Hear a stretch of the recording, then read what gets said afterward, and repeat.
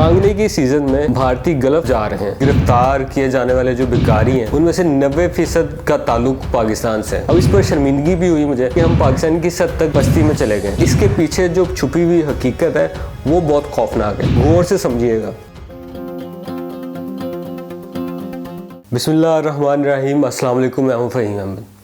अभी ये खबर आई कुछ दिनों पहले कि कुछ अरब ममालिक में गिरफ्तार किए जाने वाले जो भिखारी हैं उनमें से 90% का ताल्लुक पाकिस्तान से है। पाकिस्तान में भी तनकीद हुई और भारतीय मीडिया ने भी खूब मजाक उड़ाया कि जी पाकिस्तान से ज़्यादा और तो कुछ एक्सपोर्ट होता नहीं है, तो उन्होंने भिखारी ही एक्सपोर्ट करना शुरू कर दिए। हर मुहिब्बे वतन पाकिस्तानी की तरह मैंने भी इस खबर को ऐसे ही इग्नोर कर दिया कि शायद ये गैर ज़रूरी सी खबर है और प्रोपेगेंडा खबर है जिससे ज़ाहिर पाकिस्तान को बदनाम करने की कोशिश हो रही है।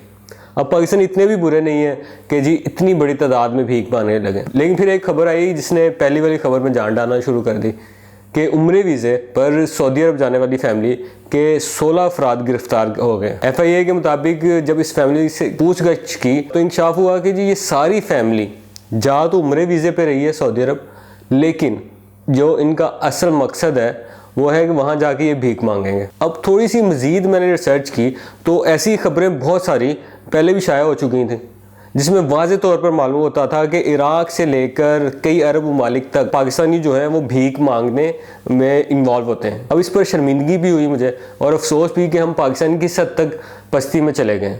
पहले तो हमारे लीडर्स भीख मांगते थे और अब अवाम भी मांगने जाने लगे। ज़ाहिर है आपको भी इन खबरों से शर्मिंदगी हुई होगी, लेकिन जब मैं इस खबर की तह में गया तो ये मसला इतना सादा नहीं है और यही मैं आपके सामने बयान करूँगा। और ना ही इसमें सिर्फ पाकिस्तानी इन्वॉल्व हैं। ये ज़रा टाइम्स ऑफ इंडिया की खबर देखें जिसकी हेडलाइन है कि मांगने की सीज़न में भारतीय गल्फ यानी अरब जा रहे हैं। लेकिन अभी दूसरी हेडलाइंस भी देख लें।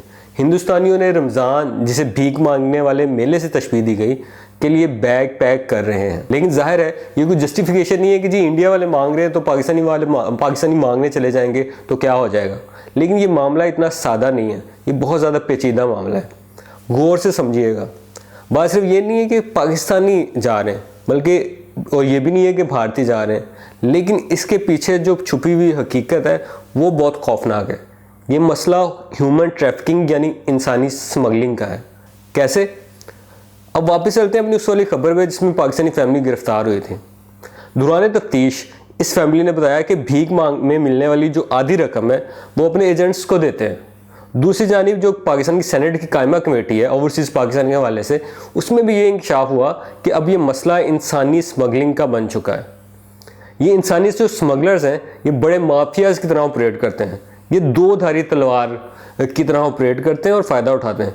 पहले ये पाकिस्तान या जो दूसरे ममालिक हैं, जो गरीब ममालिक हैं, उनके पसमानदा इलाकों में जाते हैं, गरीब लोगों को ढूंढते हैं, उनकी मजबूरियों को एक्सप्लॉइट करते हैं, फिर इन्हें ऐसी जगहों पर भेजते हैं या इवेंट्स पर भेजते हैं जहाँ वो लोग जहाँ लोग ज़्यादा जज्बाती हुए होते हैं और ज़्यादा भीख देते हैं, मसलन उम्रा, ज़ियारत और रमज़ान वगैरह। इसलिए आप खबरों को गौर से पढ़ें तो इन ममालिक में भिखारी भेजे तब जाते हैं जब ये इवेंट्स हो रहे होते हैं, यानी कोई उम्रे के वक्त होता है, ये रमज़ान आ रहे होते हैं, ठीक है, या कोई ज़ियारत का मौका होता है।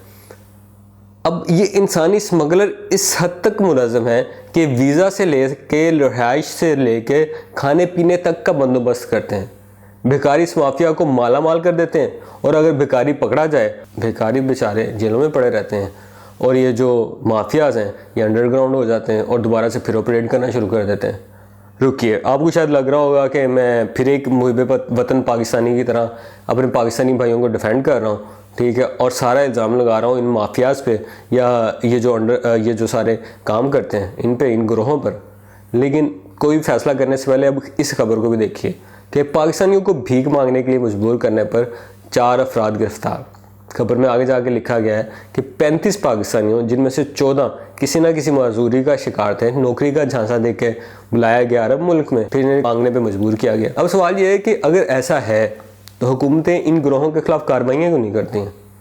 तो जवाब यह है कि अरब ममालिक में तो ये कार्रवाइयाँ हो रही हैं। पाकिस्तान में भी इस मसले का एहसास तो सबको है, लेकिन कोई संजीदगी से इसका हल नहीं निकालता। तो इसका हल क्या है? इसका हल ये है कि एक तरफ तो इन स्मगलर ग्रुप्स के खिलाफ कार्रवाई की जाए और दूसरा जिन इलाकों से ये लोग हायरिंग करते हैं, ये ग्रो हायरिंग करते हैं, वहाँ जाके उन लोगों में स्किल्स पैदा किए जाएँ जो जिनकी इन ममालिक में डिमांड है, ताकि वो वहाँ जाएँ तो भीख के लिए ना जाएँ, नौकरी के लिए जाएँ। ऐसा ही भारत ने भी किया है और दीगर ममालिक ने भी किया है, जिसके बाद सूरत हाल बेहतर हुई है वहाँ। इस हवाले से भी सेनेट की कायमा कमेटी में एक मिसाल दी गई कि जापान ने 3,40,000 हुनरमंद अफराद मांगे नौकरियों के लिए, जिनमें से भारत ने 1.5 लाख, नेपाल ने 91,000 वर्कर्स भेजे, बांग्लादेश और श्रीलंका ने भी काफ़ी वर्कर्स भेजे, लेकिन पाकिस्तान से महज सिर्फ 200 मज़दूर जापान जा सकें। हालांकि हमारे पास 50,000 से ज़ायद इंजीनियर्स, आम लोग नहीं, इंजीनियर्स बेरोज़गार हैं। तो आप अंदाज़ा लगा सकते हैं कि हुकूमतें किस कदर संजीदा हैं इस हवाले से। मैं आम पाकिस्तानियों को बरी और ज़िम्मा करार नहीं दे रहा, लेकिन बहैसियत रियासत और हमारे इदारों की कुछ जिम्मेदारियाँ हैं जिन्हें पूरा करना इनका फ़र्ज़ है, वरना आए रोज़ इसी तरह हमें शर्मिंदगी का सामना करना पड़ता रहेगा। तो इस मसले को संजीदगी से लेने के लिए हुकूमत को संजीदा इक़दामात करने की ज़रूरत है।